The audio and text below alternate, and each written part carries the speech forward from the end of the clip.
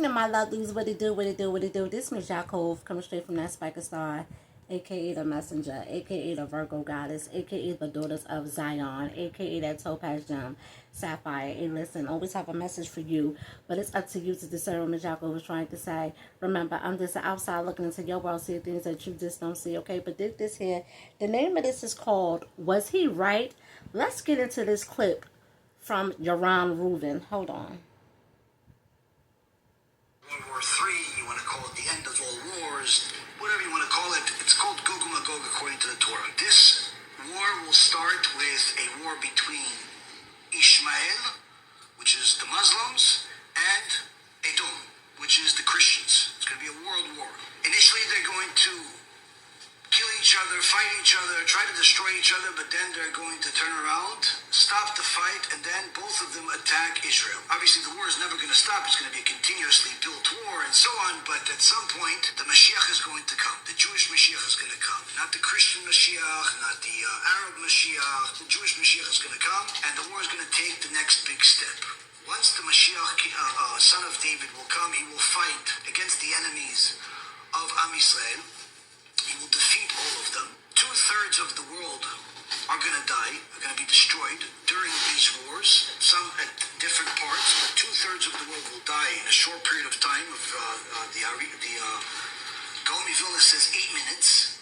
There's going to be a nuclear war where there's, as part of this Gog and Magog, where in 8 minutes 2/3 of the world are going to die. 1/3 will remain. That third that remains, some of them will survive. The only people that are going to survive are Jews that are righteous Jews, that are Torah observant. They're observing Shabbat, they're observing family purity, they're observing the Torah.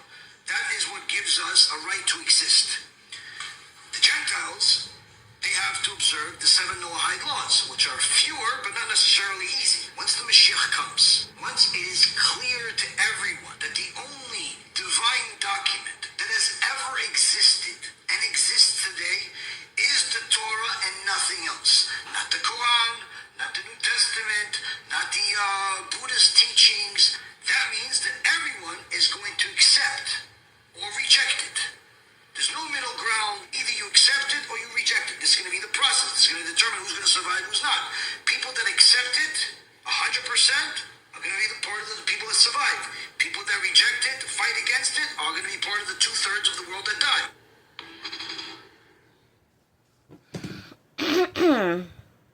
It's a lot to unpack with that. Let me just say this. He was saying half truths, and he was just all over the place with this, okay? First of all, let's be clear with that. It's two different types of Israels, okay? You got God's kingdom Israel, and you have the Rothschilds empire Israel. Remember, Israel was built off the Rothschilds dynasty, okay? And that dynasty consists of a whole lot of corruption, okay? Greed, corruption, and a whole lot of filth that goes on with the Rothschilds, okay? So that was their kingdom that they got going on. Not that it actually has something to do with biblical prophecy, okay? Let's just be clear on that. Let's clock it, okay? Secondly, what Mashiach he waiting on? Because according to Isaiah 7:14, it says a sign, the virgins, the Virgos, okay? Let's be clear on that, right? Will conceive and give birth to a son and will call him Emmanuel, okay? And not only that, but Emmanuel, which is the Mashiach, okay, he's also in the order of Melchizedek, which is Psalms 110:4, okay? So Psalms 110:4 makes it clear, okay, that he is a priest forever in the order of Melchizedek, okay? Okay? Not hard to understand. Y'all just be making this thing seem complicated, okay? Then Gog and Magog, he took from Ezekiel 38-39, okay? So Ezekiel 38-39 is Gog and Magog, okay? The The 2/3 and 1/3 is mentioned in Zechariah 13:8. Okay, here's the deal with that. This is where he gets it confused, right? Half of the 2/3 is already dying already. I mean, I seen a lot. You know how many people done died last year? The Pope done died last year. The First Lady of the Baptist Church done died last year. Kevin Williams, his wife died last. Like a lot of people done died last year for real. Those are the 2/3. The ones that died all last year, those are the wicked 2/3. Okay, yes. Those are the 2/3. Okay, so the 2/3 is already dying. Not that you gotta wait till at the end for the 2/3 to die. No, that's not the way that works. The 2/3 been dying off. They been dying off. And the 1/3, this is what he don't understand with the 1/3. The 1/3 was never part of the Rothschild's kingdom. We was never part of the Rothschild's kingdom. They had their own kingdom. Because that's what the devil do. The devil wanted to be like God. He followed everything in the Bible and created his own kingdom and called it Jerusalem. That's what the Rothschilds do. That's what they do. Come on, everybody know about the Rothschilds. And if you read the Bible in the book of Genesis, it already calls them Gentiles, which is they the broken branch. And they the broken branch for a reason, because they quit God to worship their own kingdom. They created their own myths and their own kingdom. That's what they do. Not that they actually fit the prophecy.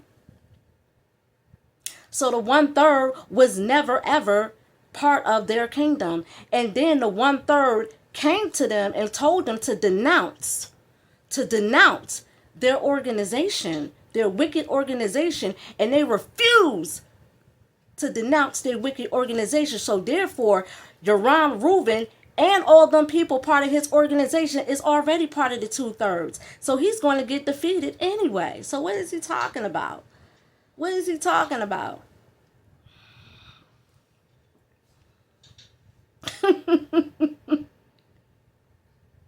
Y'all just don't get it, do y'all?